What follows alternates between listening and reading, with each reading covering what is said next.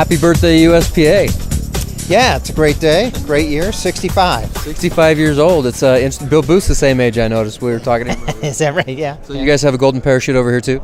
A golden parachute. He's got a golden parachute over here. Well, I need to go talk to him then. You need to go check that out. Yeah. Well, if you folks don't know who this is Ed Scott. Ed is from USPA. Why don't you tell us a little bit about what's going on with you? Sure. Well, we just completed a board meeting. USPA Board of Directors met here earlier this week. It was the first meeting of the board since the elections that we have every 2 years. We had 5 new board members joining us, and it was a very cohesive meeting, and some items of importance. Tandem age BSR is being changed, and of course lots of folks are learning about that. But we're celebrating growth in membership for this past year, 2010, growth in new members, more licenses issued in many years. So in many ways, we're celebrating just continued growth in skydiving, and we're appreciative of that. That's an interesting way to put it. A couple of people have talked to me and said, what do you think is killing skydiving? And I've had to take a little pause because, as you know, I'm around Jay Stokes and a few other people pretty regularly over at Elsinore. And I keep hearing we have more members than we've ever had before. Where's this concept of skydiving diminishing coming from? Well, it's a two-edged sword. We know for a fact that lots of skydivers aren't jumping as often, not going out to the drop zone as often, not making as many jumps for lots of reasons. It's tough times for a lot of people. Gas prices have gone up. It costs a little more to get out to the drop zone every weekend. So we know that's going on, but on the other hand, more people are trying skydiving every year in the past 3 years than ever before. Probably, we think it's a fair guess of 450,000 people made a first jump last year, 2010. Wow, almost 500,000. Yeah, and that's up from just a couple of years before when it was 300,000. So lots of people are trying it. Of course, the retention rate is low, but if you keep increasing the numbers that are trying it, then you're going to have growth anyway. So that's what's going on. So to what would you attribute the greater number of first-timers?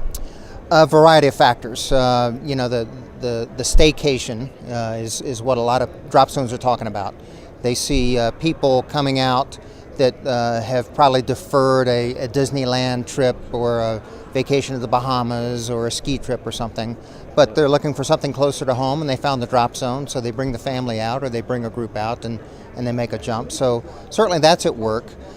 We think more people are just seeing positive stories, positive aspects of skydiving in the media outlets. Certainly lots of commercials are being made featuring skydiving. Yeah. You see it in the feature films.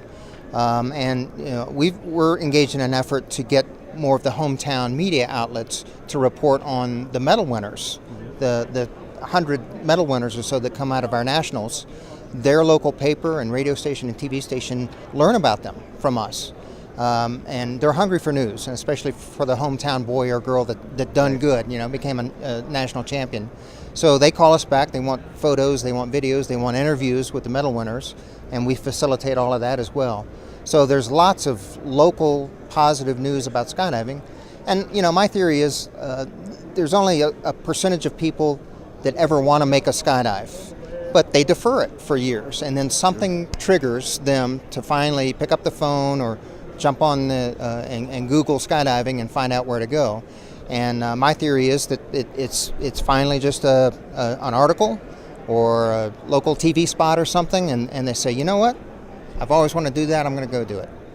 So it seems like there are a number of things that create the impetus. One thing that was interesting to me from a wingsuiting point of view is Phoenix Fly did a project called The Need for Speed, and we set a viewing record that just blew Vimeo and YouTube away with 1.3 million viewers in 45 days. Mm-hmm. In other words, it seems like people are seeking out a lot more active stuff, whether it's skydiving or base jumping or extreme. People want to be more extreme today, so we're seeing extreme skateboarding, extreme mountain biking, extreme kayaking, extreme knitting, I guess. I don't know. There's probably something else out there, but it seems like USPA is doing a better job lately as well of getting some of these other things into the media. Well, it's a variety of factors, and like you say, today's culture is into images and stories. And the more images we can get out there of people enjoying skydiving and of cool skydiving, even if it's extreme, that's going to more eyes are going to get on it, and it's just going to spark thoughts about, hey, I can do that, or at least I want to try that. So it's everything together, but it's headed in the right direction. Is there anything new and exciting coming up at USPA that we should know about? Well, we've got this program with the drop zones. We just completed the second year, but we're showing a whole lot of increase in it. We've asked the drop zones to supply us with the names and email addresses of their first jump customers. And within a week of that person making their first jump, they get an email from USPA, not just an email, an e-newsletter.